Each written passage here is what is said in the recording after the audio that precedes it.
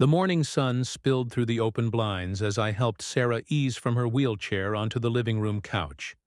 We had only been in our new home for 3 days, still unpacking, still learning the quirks of the creaky floorboards and the sounds of a new neighborhood.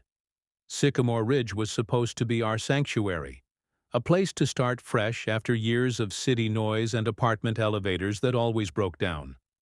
Sarah, once a tenacious K-9 officer with the local police department, now bore the physical scars of a high-speed chase gone wrong. A collapsed staircase during a suspect pursuit had left her with partial mobility, a brace on one leg, and a relentless will that hadn't faded one bit. Her service dog, Max, had since passed, but the bond they'd shared was immortalized in photos and medals. "Can you get that?" she asked, adjusting the brace around her knee. The doorbell had rung twice, a sharp sound that echoed through the still mostly empty house. I walked to the door, still a little sore from lifting boxes the day before. The woman standing there looked like she'd stepped straight out of a suburban horror film. Immaculate blonde hair, manicured nails, a crisp blazer, and a clipboard held like a weapon. Flanked by two stern-looking men in matching HOA polos, she wore a smile that didn't quite reach her eyes. "Welcome to the neighborhood," she said with a voice coated in forced cheer. "I'm Eleanor Matthews, president of the Sycamore Ridge Homeowners Association. We're here with your welcome packet and your first month's dues." I blinked, thrown off. "That's strange. Our realtor told us this property was exempt from the HOA. It's in the closing documents." Eleanor's smile slipped like a cracked mask. "There must be some mistake. Every home in Sycamore Ridge is part of our association. It's mandatory." "Not according to our paperwork," I replied, a little firmer. "This house was developed before the HOA even existed. We have grandfather rights." Her eyes narrowed. "We'll need to see these supposed documents. The board meeting is Wednesday. At 7 p.m., bring them then." She shoved a thick, glossy folder into my hands. "In the meantime, you'll need to remove that ramp by your front door. The rules apply to everyone, Mr. Reynolds." I stood frozen in place as she turned and walked off, her clipboard tucked under one arm like a saber. I shut the door with more force than necessary, my hands trembling with anger. "What was that about?" Sarah asked from the couch. I dropped the folder into her lap. "We just met the local dictator." Sarah flipped through the HOA packet with growing disbelief. 56 pages of rules? Grass must be no taller than 2 inches. No flags unless it's an approved holiday. What the hell? She says your van can't be in the driveway because of the K9 unit decal. Sarah's jaw clenched. "That's not just illegal, that's discrimination. The ADA clearly—" "I know," I interrupted gently. "We'll fight this." We spent the rest of the evening at our dining room table, sorting through documents from our closing file. The original deed, the development map, a dated record of subdivision from a decade before Sycamore Ridge even existed. It was all there. Ironclad proof that our property was never included in the HOA's jurisdiction. "This isn't just overreach," Sarah said, setting her jaw. "It's bullying." By the time we went to bed, we had a plan. We'd bring every document to the meeting. We'd speak calmly, clearly, and legally. But neither of us expected the battle to begin before we even got the chance. The next morning was typical. I left for work at my usual time, and Sarah prepped for physical therapy, which was scheduled for mid-morning. When my phone rang during lunch, I immediately knew something was wrong. "They booted my van," Sarah said, fury lacing her voice. "I can't get to therapy." "What? Who did?" "Eleanor, and some towing company she hired. They're still here." I left work without a word, speeding home through red lights and near misses. When I arrived, I saw Sarah in her wheelchair, blocking a tow truck driver from accessing her van. Her expression was icy calm, the look she'd worn on the job before taking down an armed suspect. "This is illegal," she was saying, her tone sharp as glass. "You can't tow from private property without proper legal notice." I Have authorization right here, the driver responded, waving a form with Eleanor's signature. This property isn't in the HOA, I added, stepping between them. You don't have any authority here, the driver shrugged. I just go where they tell me. Eleanor crossed the street, arms folded, a smug smile on her face. Maybe this will motivate you to attend Wednesday's meeting. Sarah's voice dropped low. Remove the boot now, or I make one phone call, and you'll have 5 patrol cars here in minutes, investigating this as attempted theft. The driver hesitated. Eleanor scoffed. She's bluffing. Sarah calmly pulled out her phone. Her wallpaper was a photo of her badge. She made the call. 15 minutes later, the boot was removed. A young patrol officer, Sarah's former rookie, stopped by to check in. Eleanor retreated to her house without a word, but she had drawn first blood. That night, I installed security cameras around the property. Sarah called her lawyer friend, a specialist in housing discrimination. We were ready to fight. But Eleanor wasn't finished. The next morning, our driveway was blocked by a suspiciously parked car. Anonymous complaints were filed to the city. Our wheelchair ramp was unsightly. Our sprinkler violated water restrictions, and a neighbor even claimed to hear barking from a non-existent dog. Sarah watched from the window as Eleanor led a group of HOA members in a property value walk, pausing conspicuously in front of our home. They're trying to wear us down, she muttered. They want us to leave, I said. Sarah narrowed her eyes. No, Eleanor wants control, and I think there's something else.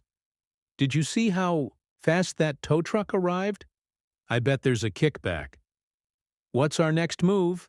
Sarah's expression hardened. We build a case. We spent that night digging. Sarah reached out to old police contacts, and within hours we had a few leads. Eleanor had 3 prior complaints filed against her for HOA overreach, all mysteriously dropped. Public records revealed she owned a rental property in another county, with the same towing company's sign out front. She's running a side hustle, Sarah muttered, and she thinks no one will notice.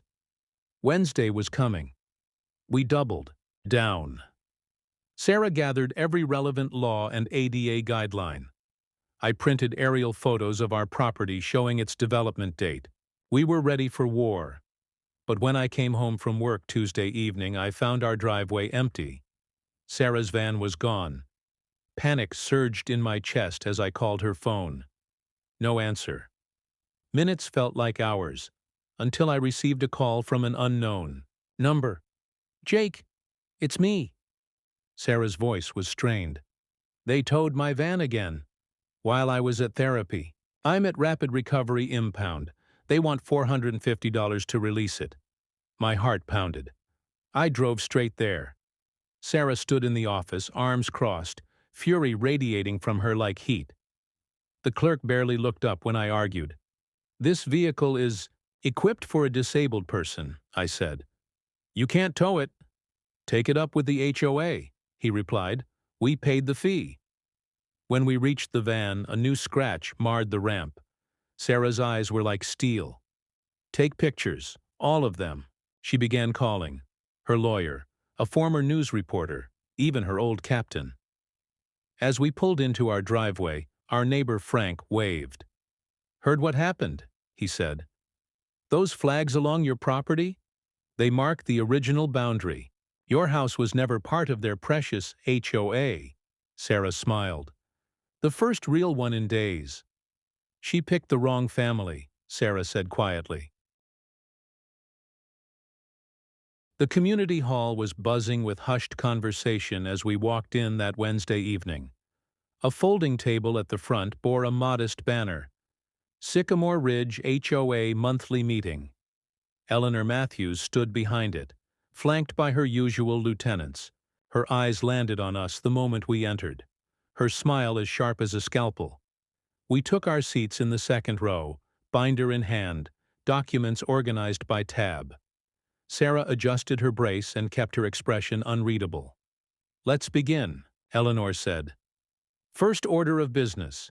A resident refusal to comply with community guidelines. Lot 17B, the Reynolds household. Murmurs erupted. A few heads turned. Sarah raised her hand calmly. Before you continue, I'd like to clarify something. You'll have your say after the board reads its complaint, Eleanor replied coolly. No, Sarah said, voice firm. You're accusing us in front of our neighbors. We deserve to be heard. Reluctantly, Eleanor motioned for her to speak. Sarah stood. Our property, 17B, is legally exempt from HOA oversight. Here's our deed, the original plat map, and a signed document from the county recorder's office. She passed copies to the table. This house was built 5 years before the HOA was incorporated. No annexation vote was ever held. You have no authority over our home. Eleanor tried to interrupt, but Sarah wasn't finished. Furthermore, your towing actions violated the ADA. Twice. My mobility-accessible van was illegally removed from private property. We have photos, video, and police records. Gasps rippled through the room. One man at the back raised his hand. Wait, she's not part of the HOA? Another woman frowned. Why's she being fined then? Eleanor's face darkened. This meeting is not for debate. Then we'll take it to the county board, I interjected. And to the press, and to a civil rights attorney. A tense silence fell. A man in a veteran's cap stood. I vote we drop this nonsense. If they aren't part of the HOA, then let them be. The motion passed, unofficially. Eleanor's face was a storm cloud, but her eyes said one thing. This wasn't over. The next morning, the retaliation began. A post appeared on the Sycamore Ridge Community Facebook page. Some residents think they're above the rules. ADA or not, this neighborhood was built on order and decency. Though no names were mentioned, the comments told the story. I heard they're suing the HOA just to avoid paying dues. People like that ruin nice neighborhoods. Fake disability, probably. Sarah read each comment with her lips tight, her hands trembling. This is defamation, she said. I served this damn community for 10 years. I took down drug dealers. I lost half my mobility because I was trying to protect someone. I reached over and shut the laptop. Then let's remind them who you are. We created our own post. A video of Sarah explaining her injuries, her service, and what the HOA had done. No anger, just facts. It spread like wildfire. Messages poured in. Some apologetic, some in support, a few vicious. Then came the fake reports. Anonymous emails were sent to the police. Strange smells from our garage. That we were hoarding animals. That we were dealing drugs. It was laughable, but the harassment was wearing us down. Sarah's old precinct confirmed none of it held weight. But still, the patrol cars rolled by. The looks from neighbors. The notes left on our windshield. I didn't fight off gang members to get bullied by a suburban tyrant, she muttered one night. Then let's take this to court, I said. She nodded. And I'm calling in some favors. With legal action. On the table we began reaching out to neighbors. Discreetly. We started with Frank, the elderly man across the street. He'd lived in the neighborhood for 20 years. She pulled the same garbage on me when my wife was dying, he told us. Said our rose bushes violated the Uniform Landscaping Code. I didn't have the fight in me back then, but you're making her sweat. Another family, the Nguyens, admitted Eleanor had fined them $500 for decorative window film that was, in fact, medical-grade tint for their autistic son. She threatened to report us to CPS, Mrs. Nguyen whispered. We thought about moving, but we couldn't afford it. In total, we collected 7 testimonies. Each one revealed the same pattern. Eleanor used the HOA like her personal fiefdom. Arbitrary fines, harassment, quiet pressure to force out non-conformers. She's picking people who won't fight back, Sarah said, taking notes. Then let's organize them, I added. We held a backyard meeting. Frank, the Nguyens, a retired teacher named Monica, a single dad, Darren, who'd been hit with fines for having too many toys on his porch. We're not powerless, Sarah told them. We've got the law, the press, and each other, but we need to be loud. They nodded. Sycamore Ridge was about to learn the cost of silence. By the end of the week, Sarah received a letter. Not from the HOA, but from a private attorney. A cease and desist claimed her online attacks were damaging Eleanor's reputation. Sarah laughed. She's scared. But the threats escalated. One night our mailbox was smashed. Its metal frame twisted like paper. Security footage showed a masked figure with a crowbar. The police were called, but no fingerprints. No license plate. 2 days later, someone dumped nails across our driveway. I caught the glint just before reversing over them. Then came the fake animal control report, a claim that Sarah had a dangerous unlicensed dog. They showed up and found nothing, of course, but the pattern was clear. She's trying to get us to move, I said. To surrender. Sarah looked me dead in the eye. I don't retreat, not from criminals, and sure as hell not from cowards hiding behind bylaws. She contacted a former investigative journalist friend. Within 48 hours, the woman had a list of Eleanor's shady business dealings, including her private towing contracts, her undisclosed rental property, and misappropriated HOA funds. We had enough to go nuclear.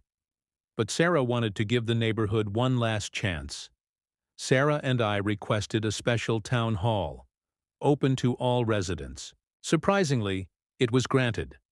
Probably because Eleanor thought she could control the narrative again. But this time, we brought backup. Frank and Monica shared their stories. The Nguyens brought printed records. Sarah rolled to the front and stood slowly with her cane. My name is Sarah Reynolds. I served as a K-9 officer for a decade. My injuries are real. My scars are real. And so is the harassment my family has faced. From this HOA and from Eleanor Matthews. Gasps, whispers, tension thick enough to choke. Sarah continued, voice calm. This isn't just about my home. This is about what happens when power goes unchecked, when rules become weapons, when leadership becomes dictatorship. She pulled out the investigative report. These are your dues, misused. These are towing contracts funneled to companies Eleanor owns. These are complaints ignored, families threatened, lives disrupted. Eleanor stood, face red, voice trembling. This is slander. No, said the journalist from the back. It's public record, and I'm publishing it tomorrow. Silence, then murmurs of agreement. Frank raised his hand. I motion that Eleanor be suspended pending an independent audit. Cheers.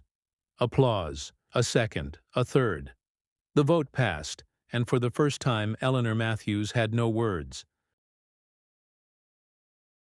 Eleanor Matthews didn't show up the next morning.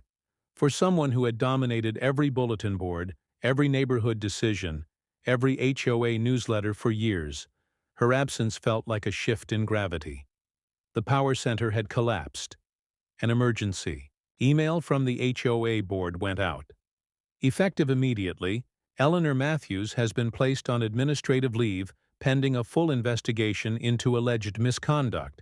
Neighbors who had once been passive, or too afraid to speak, suddenly found their voices. Lawn signs reading, "Transparency Now," appeared. Old friends who had distanced themselves from us stopped by to offer apologies and support. It's like she had the whole neighborhood hypnotized, Monica said during a front porch coffee gathering. Now that spell's broken. But Eleanor wasn't done.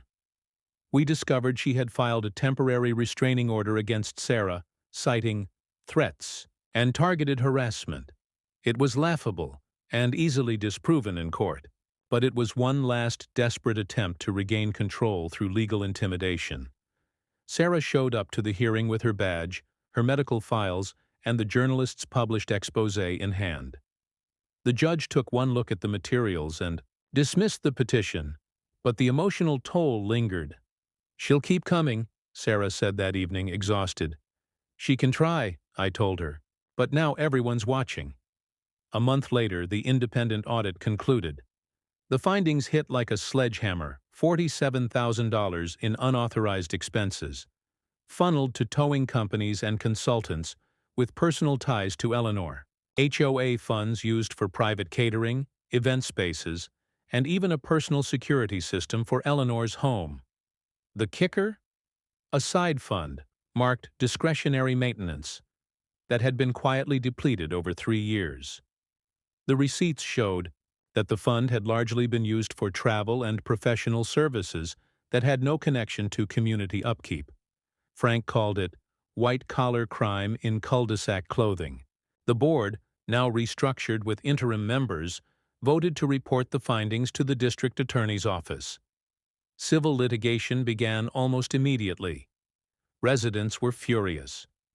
Dues had gone up twice in the past 4 years, justified by rising maintenance costs. Meanwhile, Eleanor had treated the HOA like her personal piggy bank.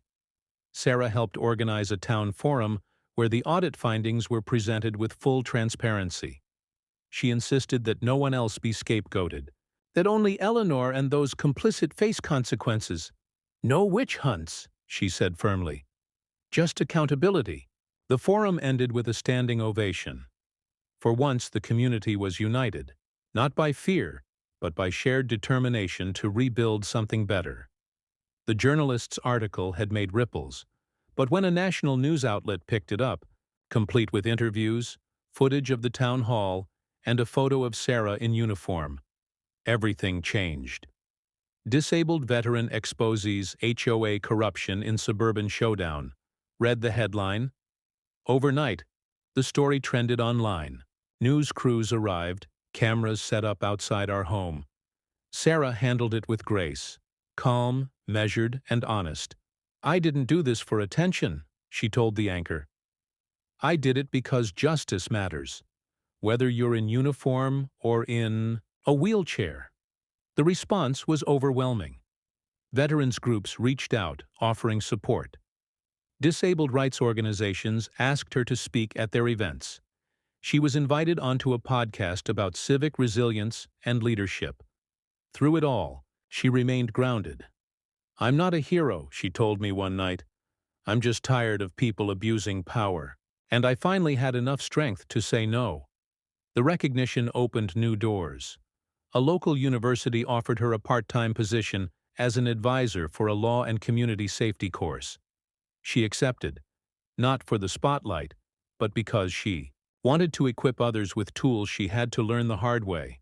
Her voice, once silenced by injury and trauma, now carried farther than ever before.